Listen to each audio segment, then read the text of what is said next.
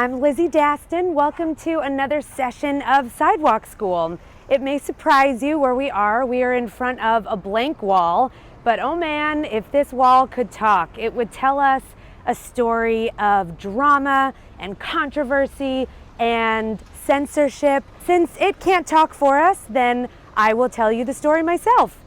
When the wall was originally done, it was a collaborative mural between DabsMyla and Nosm. And it was done in 2011 as kind of a call and response to the Art on the Streets MoCA show. Now that show was touted as being a comprehensive account of street art. Nothing can ever be comprehensive, and unfortunately the curator missed lots of really significant people in the street art scene, chief among them Nosm DabsMyla. So in 2011, a lot of artists started to really use the streets as a response to the commodification of street art that they perceived was happening just a mile away at MoCA. I have to be honest, when I first saw this work, I didn't get it. And letting the imagery sink in a little bit and understanding the historical context, I really appreciated it as one of the most significant works in LA. The cartoon side makes us immediately think of Disney. And then once you start to read the mural with that in mind, then the imagery that Nosm made starts to look like Mickey Mouse that's been cut in two. To me, this is really about the Disneyfication of street art that was happening in MoCA, and kind of commenting on how the energy of something that's on the street really changes and is distilled or neutralized if we put it in a museum.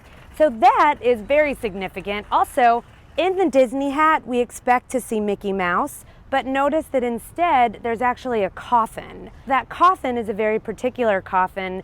It's an image that Italian street artist Blue was hired to paint in the outdoor area of the Geffen, which was where this Art on the Street show happened. That was a big controversy because after only completing about 2/3 of it, the MoCA powers that be said, wow, that is way too aggressive. It was an image of a coffin with a dollar bill draped over it, and it was whitewashed. So we have censorship issue number one, and DabsMyla, they are alluding to that and showing their own allegiance to street art and the anarchy and the freedom of expression that generally follows.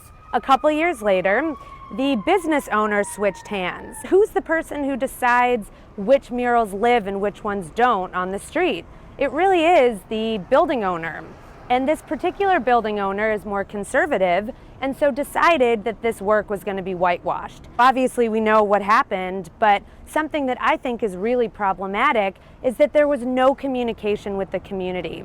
Street art should change because it reflects community, and communities are always changing, but this work was completely adopted by the local community. Why didn't anybody step in? Why was this treasure allowed to be destroyed? So from its creation to its unfortunate destruction, this work opens up an important conversation that we have about preservation and also about the authenticity of the work.